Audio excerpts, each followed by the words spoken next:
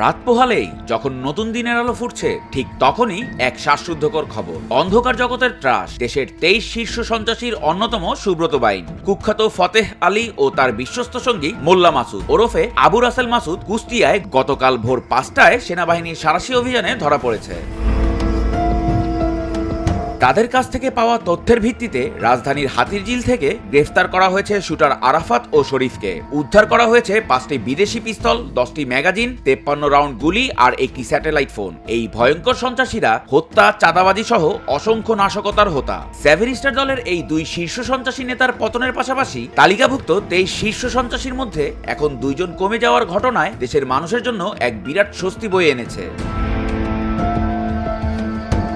বাংলাদেশ সেনাবাহিনী, গোয়েন্দা সংস্থা আর পুলিশের সম্মিলিত প্রচেষ্টায় কোন রকম ক্ষয়ক্ষতি ও রক্তপাত ছাড়াই এই অভিযান সফল হয়েছে। প্রমাণ করেছে অপরাধী যতই শক্তিশালী হোক না কেন, ন্যায়ের হাত আরো অধিক শক্তিশালী। সন্ত্রাস নয়, শান্তি হবে শেষ কথা।